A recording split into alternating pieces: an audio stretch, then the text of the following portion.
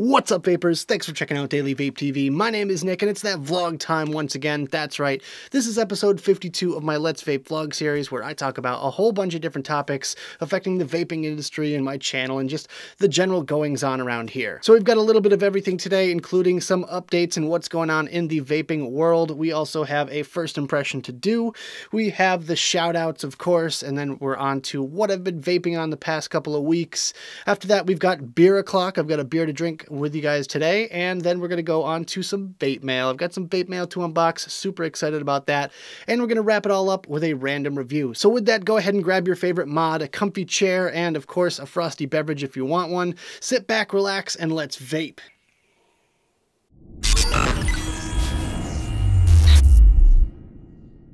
So we're going to start it off with the biggest news going on in vaping right now, which is we have a ticking clock ahead of us here. Less than 60 days left before the FDA cracks down on vapor products. And if you haven't heard what's going on, basically Scott Gottlieb, head of the FDA, has targeted the top 5 manufacturers of e-cigarettes, including Blue, Vuse, MarkTen, JUUL, and Logic, and given them the ultimatum of if they can't come up with information within 60 days of how they're going to fight the epidemic of teen use of their products, then they will be removed from the market. Now, this is kind of unprecedented behavior from the FDA because the information that's currently available to the public from the CDC shows that the smoking of traditional tobacco cigarettes amongst teens has gone down dramatically over the past 10 years, as well as the youth vaping rates. So with that sort of information, I'm really not sure what sort of other data they're looking at, but to us, that just seems kind of illogical. They once said that they were going to base their decisions off of science, and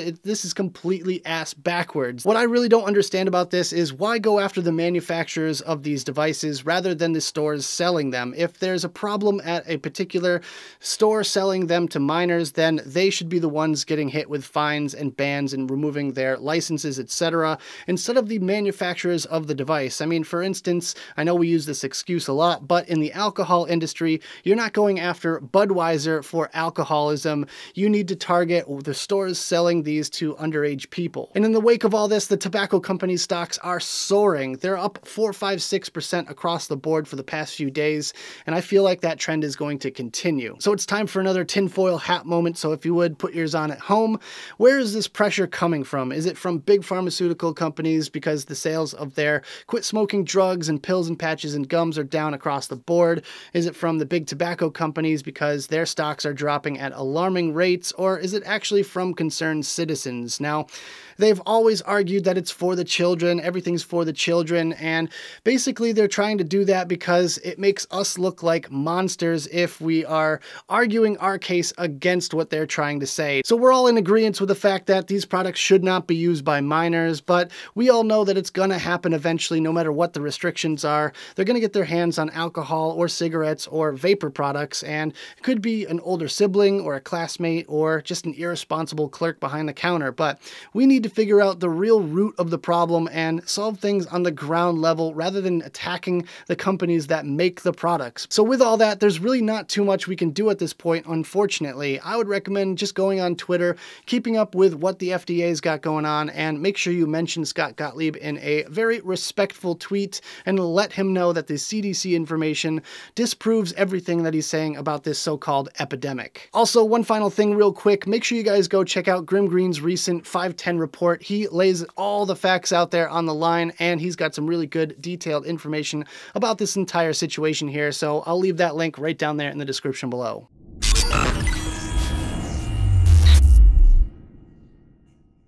Alright guys, so it's time for some first impressions. Now, I've only got one product to show you guys today, and that is the Dead Rabbit RTA by Heathen and Hell Vape. So with that, first thing I'm going to do is just have a quick vape on this thing.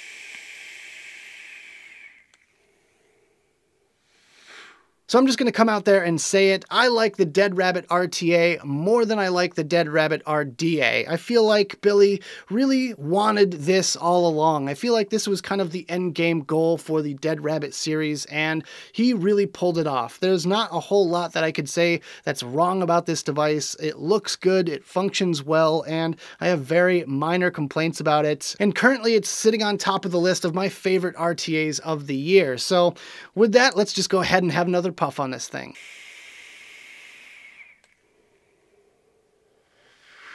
So function-wise, it works very well. The top filling method is very easy to do, although it is a screw-off top fill, which I am notoriously not a big fan of.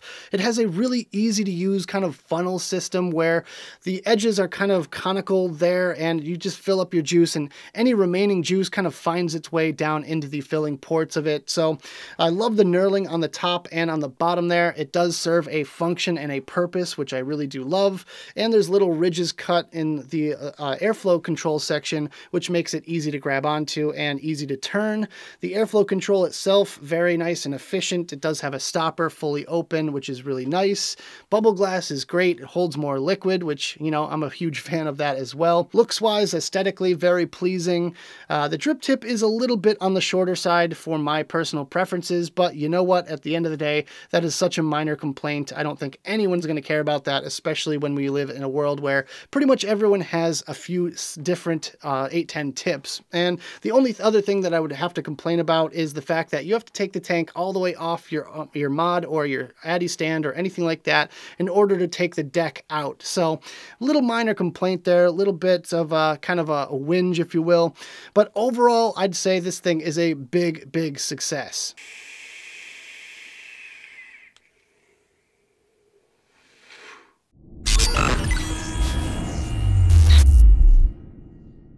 All right, guys, so it's time for shoutouts, questions, and my favorite comment of the week. And we're going to start it off with the shoutouts here. Real quick, just make sure you guys drop me a line if you want a shoutout request for you or someone you know.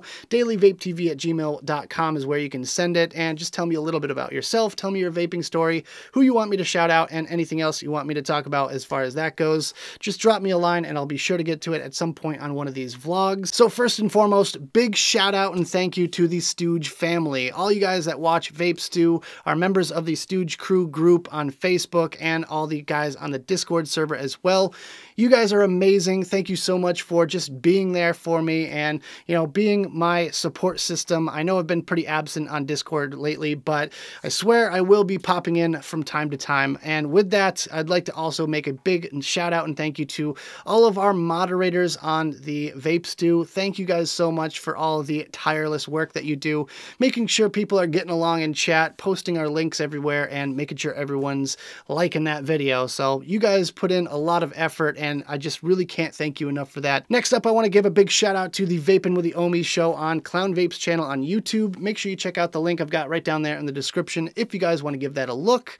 They broadcast every Monday night on Clown Vape's channel, like I said, and it's just a bunch of cool guys talking about vaping, and it all kind of sprung from Vape Stew. All of the guys known as the Stooges got together and just decided they wanted to do their own thing. So one really cool thing about that is that it's from a consumer's point of view. It's not a bunch of reviewers. It's not a bunch of people that are invested in the industry. It's just a bunch of guys who really do enjoy vaping and love vaping. So make sure you guys check that out. It's coming up tonight and they do a really good job. So it's definitely worth a watch. All right, guys. So it's time for my favorite comment of the week. You guys crack me up on a daily basis. So thank you so much for the laughs. But one comment in particular stuck out in my mind, although it had a lot of competition over the past few weeks.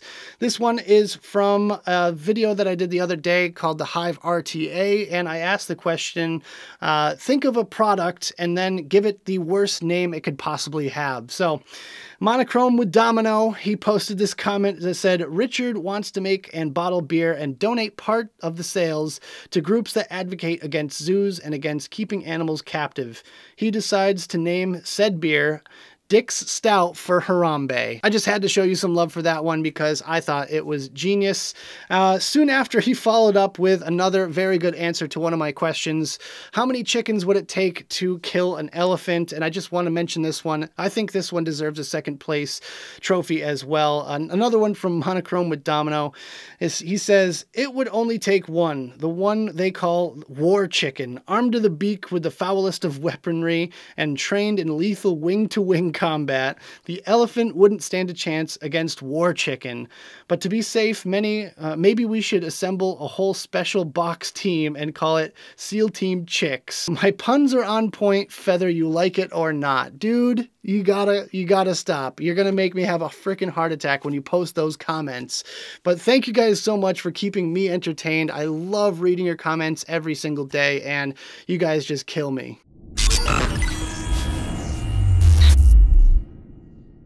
All right, guys, so it's time to talk about what I've been vaping on these past couple of weeks, and I've kind of reduced the amount of setups that I've been carrying recently. I don't know, for some reason I feel like I was starting to get out of hand carrying around 6 or 7 different mods, and it especially was difficult when we were on Vape Stew and we all took about 15 minutes describing our buffets. So with that, my first setup today is going to be this guy right here, the Purge Twisted Stacked mod, and I've got the BTFC RDA on top from Augvape, and this setup right here, oh, it's so amazing. It's just so damn good. I really do love this BTFC because of that top airflow. The top airflow, in my opinion, just makes the whole thing. So on there, I've got some of this ripe fruit from Branded Vapors, a very delicious fruit blend, which we'll be talking about a little bit later on.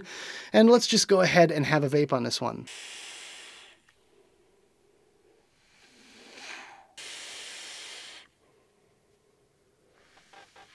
You gotta love series power sometimes. I just built a very simple coil on this BTFC. It's just 13 wraps of Nichrome 80 anarchist wire, and that is of course dual coil. Comes out to right around 0.4 ohms, so you kind of get the best of both worlds with the heat factor and the battery life all in one there, so absolutely loving that setup. Next up, I've got the Rincoe Manto mod with the Heathen and Hell Vape designed Dead Rabbit RTA on top of there. This has been my grab and go sort of setup. I've got some Blaz e-liquid in there, one of my own creations, Blaz Melon.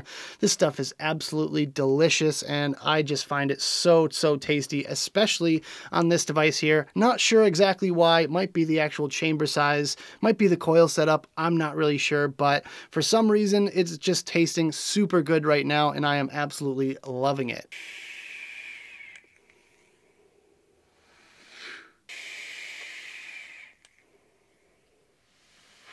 Recently, I've noticed I haven't been vaping my own liquid, which is a real damn shame because honestly, I still love this stuff to this day. I can go through bottle after bottle after bottle and not get sick of it, but I've just been vaping a lot of stuff from either the UK or Canada because that's where I went most recently on my little adventures. So with that, I've been vaping stuff from there. And with that, it's just a nice, refreshing change of pace to go back to what you're so familiar with. And the only other setup I've got going right now is this one right here, the Wotofo Recurve Mod with the Wotofo Profile RDA. Of course, Mike Vapes and Mr. Just Right 1 were the designers of those two items there. And I'm vaping on, once again, my own creation, Blaz Peach. Of course, I love peach. You guys know this by now. Peach is like my favorite all-time flavor profile. And this one in particular is like peach rings without the extra added sugar. So that is what makes it so nice and refreshing, and I'm able to vape bottle after bottle of this one as well. And I just want to have a vape real quick, so let's go ahead and do that.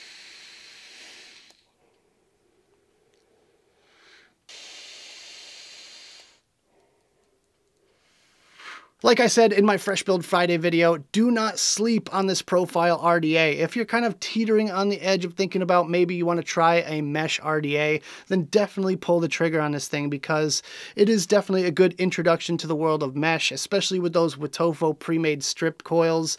They are so easy to install and you get some really good flavor off of it as well. I've said it before, I'll say it again, Blaz tastes so good off of mesh. I have no idea why exactly, but it is absolutely phenomenal, and with that it produces some really big clouds as well. Alright, so that's all the setups that I've got this week. I really haven't been vaping any sort of pod systems consistently, but I am planning on going back to them very soon for an upcoming review. So with that, that's a little clue there for you guys. Let's go ahead and move on.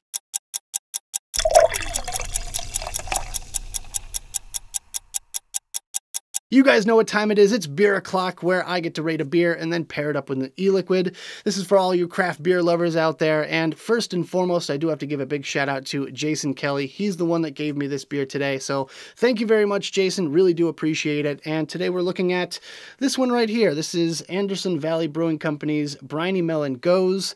They are out of California, and it comes in at 4.2% alcohol by volume. It's sour Gose, like I said, and it's rated at 12 IBUs, so it's very low on the bitter scale here. I'm expecting something really nice and sweet with a nice mellow flavor to it, but we will not know until we try it out. So before I crack this bad boy open, make sure you guys go check out the Untapped app on the Google Play or App Store, because it's just a really cool app. I'm not being sponsored by them whatsoever. I just think it's really cool, and we can see what each other are drinking, and I can cheers you could cheers me, blah, blah, blah. It's really cool. My username's Vaping Beer Geek, and it's right down there in the description if you want to check it out for yourself. But with that, let's go ahead and get started here with Briny Melon Gose. Oh man, that nice crisp sound. Got our glass. Give it a nice pour. So right away, it's fairly clear. I can see through it fairly well. It's not my typical hazy IPA or anything like that. It does have a little bit of a haze to it, but not nearly as much as something like a New England style IPA or anything like that. Very white head on top of there. Not much for legs. It's not really sticking to the side of the glass at all. It just kind of runs down the side there. But a lot of little tiny bubbles. And yeah, let's give it a sniff. Pretty much what I was expecting, not gonna lie. It's kind of like that melon rind sort of smell to it. A little bit of sour. I could definitely tell that it's going to be a little bit sour right away, and you do get that almost like a candy undertone. I guess that's what I could describe it as. Almost like a Jolly Rancher watermelon or something like that, just off the smell test alone. So with that, let's go ahead and give it a proper sip. Woo! Yeah, that's really bubbly. Very effervescent. It really just kind of tickles your palate as you're drinking it. But yeah, you get that real hit of sour. Definitely, first thing I notice, you get a nice sour note to it. You get that sweet, sweet, sweet watermelon, but it's still not quite like the whole watermelon. It's not like, you know, super candy-ish. It still has that little bit of like rind sort of flavor to it, which is kind of interesting. But overall, I would say it's actually pretty darn refreshing. So it goes down really nice and smooth. It's a very low alcohol percentage beer, so it's not going to give you that big punch, you know, as far as the alcohol concentration is concerned. But overall, yeah, so far, not so bad. Let's go ahead and have one more sip here.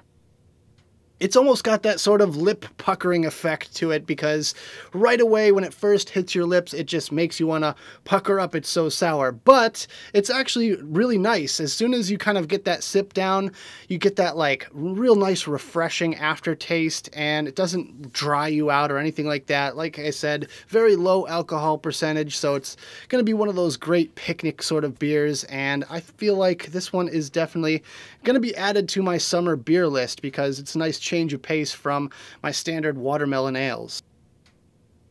So I feel like this one needs some sweetness, and I don't want to go for the obvious choice of Blaz Melon right away, because I feel like that's going to match it a little bit too well. So we're going to try the branded ripe fruit. It's got a citrus in there, and it's got a little bit of that grape. So I think it's going to like kind of pair at the same time, is kind of like throw me off a little bit with that bit of citrus flavor to it. So we'll just see.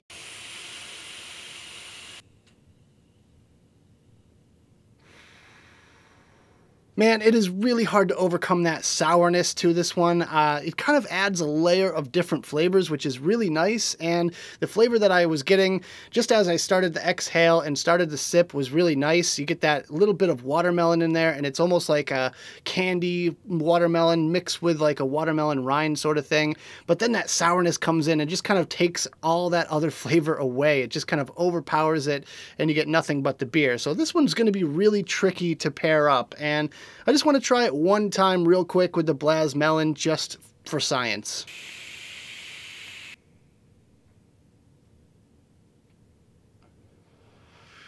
Again, the flavor that I'm getting right when I start my exhale and start sipping the beer is really, really good. It adds that sweetness to the whole equation here. You get that rounded out flavor a little bit.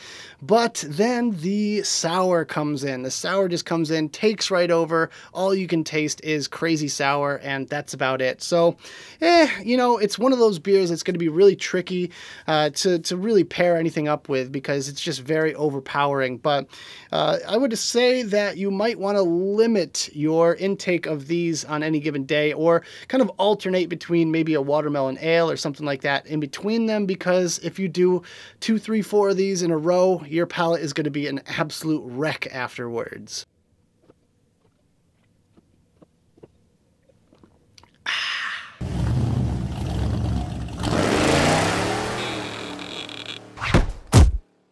All right, guys, it's vape mail time. Time to take a look at what I got in for vape mail this week. And I've already ruined half the fun. I opened this one midweek by mistake, so I do apologize for that. But there's a little story behind this one. These are from Cloud Around Vapors LLC, also known as my friend Robert Marshall. He sent me a couple of different sets of coils, and they look pretty darn cool. So he even sent me a little handy-dandy guide to go along with it. It says, "Dear Nick, thank you for checking these out for me. My writing sucks, and my baggies are hard to understand. So here's a key to help you." And we have some nichrome coils, stainless steel, Kanthal, fuse Clapton, caged fuse Clapton, and something crazy super exotic, which I don't even know what it is. But taking a look at these coils, they look pretty darn nice. So we have, let's see, an Exo Alien.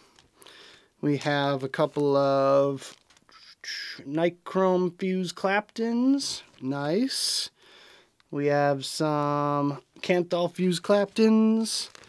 We have a caged fuse Clapton, which is kind of nice because I like using those on mechanical devices.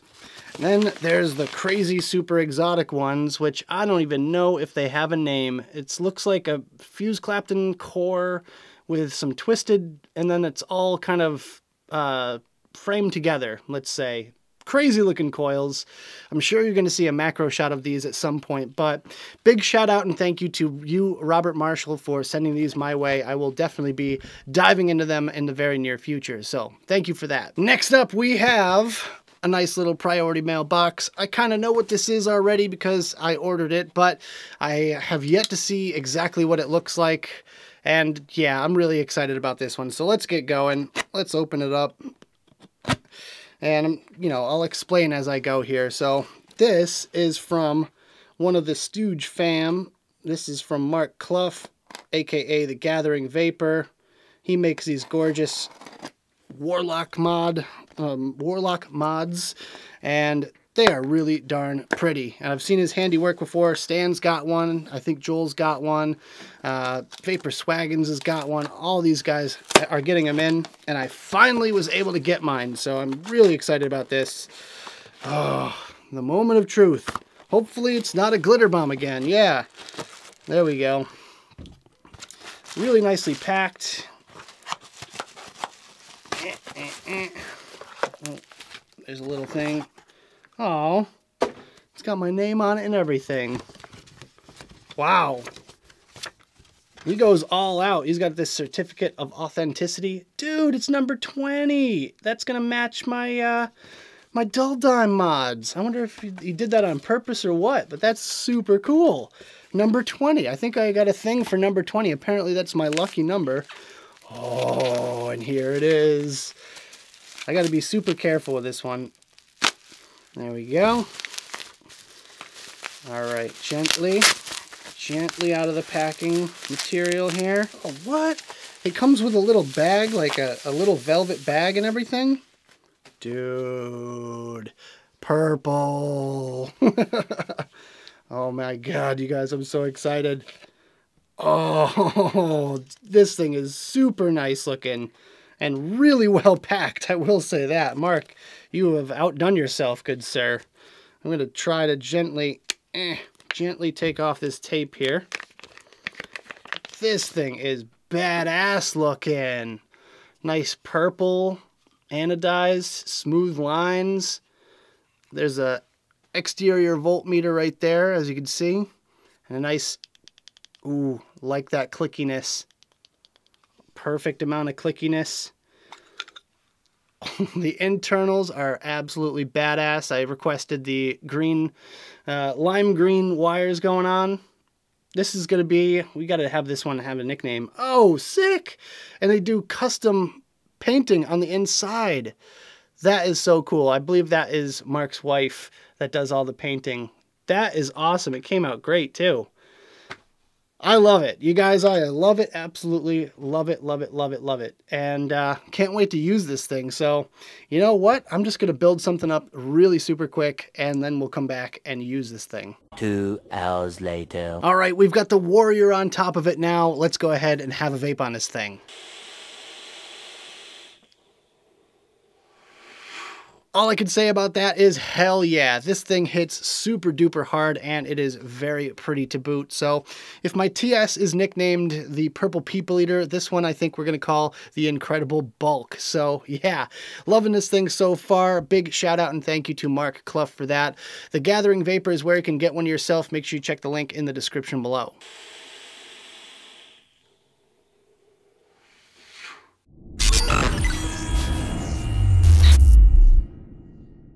Alright guys, it's time for a random review. So today we're going to be taking a look at this brand new stuff right here. This is Ripe Fruit by Branded Vapors, and this is something that is very, very, very new. I don't even know if it's fully released yet or anything like that, but the shop got some samples and I had to have a quick taste for myself. It kind of goes with their whole fresh fruit kind of line here. Their previous one, named Fresh Fruit, was apple, blueberry, strawberry, and kiwi. This one here is strawberry, cherry, grape, and orange. So a very nice twist on the whole kind of fruit bowl sort of thing going on. And you know what? It is very, very good. We've got it loaded up here in my stacked mod and the BTFC. So let's go ahead and have a quick vape off of this one. So the very first flavors that I'm getting off of this one here is the orange and the grape. And I really like that you get those flavors first because they're not really represented that often in the vapor industry. So with this here, it's kind of like a nice green grape, almost like a little bit sour, and a nice tart orange flavor. Very, very ripe and fresh tasting. Not quite like an orange juice, so to speak, but it's a little bit kind of more on the slightly candy side, I would say. I'm also kind of getting that cherry in there as well, and I feel like that is kind of what is almost making it taste more candy-like. But overall, the tone to this one is still that fruit bowl sort of mixed fruit kind of thing, and I'm surprised with the strawberry because it's very much toned down. It smells like strawberry. When you actually smell the liquid itself, it smells a lot like strawberry. Even when you do a little finger test, put a little dab on your finger and lick it, it tastes a little bit like strawberry. So I'm kind of shocked to see almost no strawberry flavor in it, at least from what I can tell. You get mostly the other kind of bold flavors sticking out a lot more, but that is not a bad thing. I think I'm happy with the fact that you get more of the kind of oddball flavors and less of the standard flavors. So with that, let's go ahead and have our second puff off of this.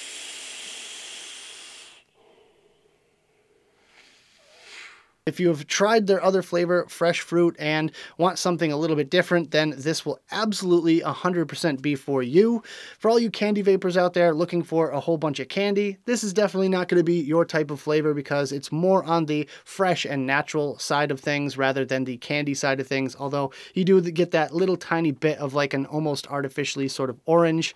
But other than that, it's all ripe, fresh fruit, and it is absolutely phenomenal, I will say that. So keep an eye out for this one. Like I said, I couldn't find a reliable link for it, but it should be hitting shelves in the very near future. But that about does it for this video, guys. I hope you enjoyed. If you did, make sure you hit that like button and subscribe for more videos just like this. Leave your comments down in the box below, and don't forget to check out the advocacy and my social media links right down there in the description. Thank you guys so much for tuning in, and as always, vape on.